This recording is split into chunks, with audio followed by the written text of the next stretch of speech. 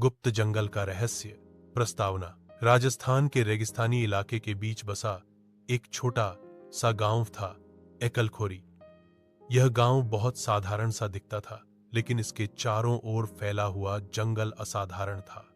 गांव के बुजुर्ग हमेशा कहा करते थे, इस जंगल में सूरज ढलने के बाद मत जाना, क्योंकि यहां केवल जानवर ही नहीं रहते, बल्कि सदियों पुराने रहस्य भी छुपे हैं।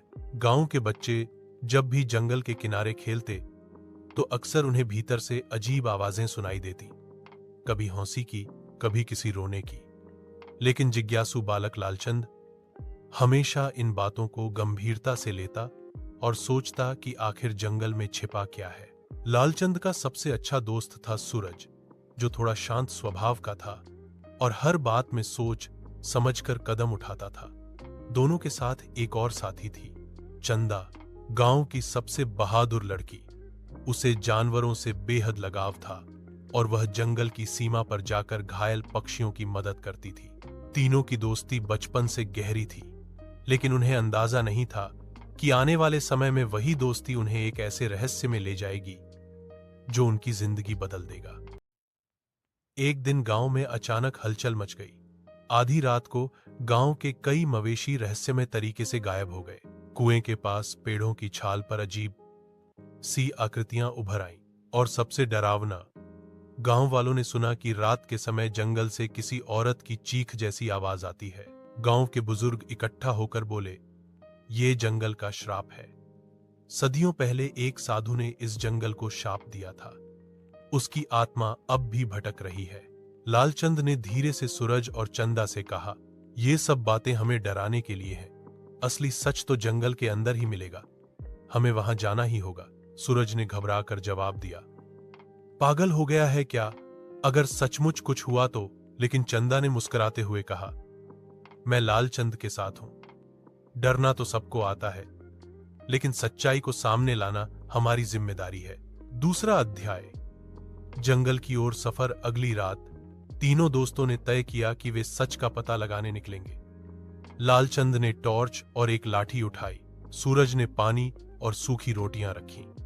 चंदा ने अपने साथ गांव से मिला हुआ एक पुराना ताबीज पहन लिया। जैसे ही वे जंगल के अंदर बढ़े, वातावरण बदलने लगा। हवा भारी हो गई, पत्तियों की सरसराहट कानों में गूंजने लगी। दूर से उल्लू की आवाज आई। चलते चलते उन्हें एक टूटा फूटा पुराना मंदिर मिला। मंदिर की दीवारों पर विचित्र आकृतियां बनी थीं, आधे इंसान, आधे जानवर जैसे चित्र। चंदा ने फुसफुसाकर कहा, यह मंदिर मैंने कभी गांव के नक्शे में नहीं देखा। लगता है इसे जानबूझकर भुला दिया गया है। उसी समय अचानक भेड़ियों का झुंड उन पर टूट पड़ा। लालचंद ने अपनी लाठी से उन्हें रोका, चंदा ने पत्थर उठाकर फेंका और सूरज ने मशाल जलाकर भेड़ियों को डराया। काफी झरने की दिशा में जाते हुए रास्ता और खतरनाक होता गया। दलदल में फांसते फांसते वे बचे। जहरीले सांपों ने उनका रास्ता रोका। पेड़ों के बीच किसी रहस्यमयी छाया ने उनका पीछा किया। एक रात वे तीनों थककर बैठ गए। तभी सूरज ने कहा, शायद हम गलती कर रहे हैं, ये जंगल हमें खत्म कर देगा। लालचंद ने गंभीर स्वर में जवाब दिया, अगर हम अब लौट गए तो गांव हमेशा इस डर में जिएगा। हमें आगे बढ़ना ही होगा। चंदा ने मुस्कुराकर कहा, डरना इंसान की फितरत है, लेकिन सच्चाई को जीतना हमारी हिम्मत है। पांचवां अध्याय। सफेद नाग का सामना। आखिरकार वे झरने तक पहुंच गए। वहां का दृश्य अद्भुत था। झरने का पानी चांदनी में चांदी की तरह चमक रहा था। अचानक पानी के बीच से एक विशाल सफेद नाग निकल आया।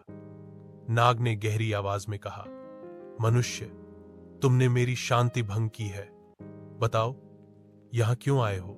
लालचंद ने हाथ जोड़कर कहा, हम अपने गांव को बचाने आए हैं, जंगल का श्राप हटाना चाहते हैं।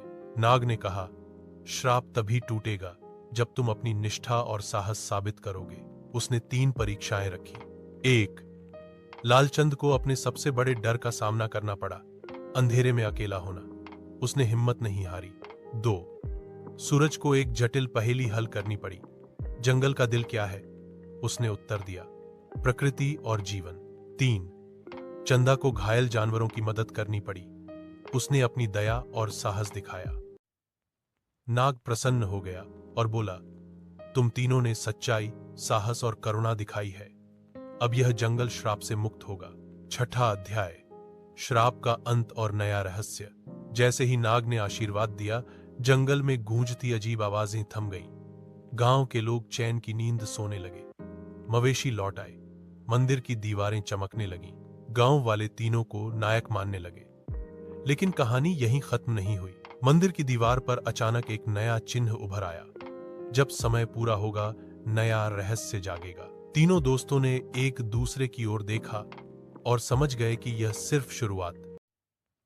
उपसंहार। लालचंद, सूरज और चंदा ने गांव को बचा लिया था, लेकिन अब उनके दिल में एक नया सवाल था।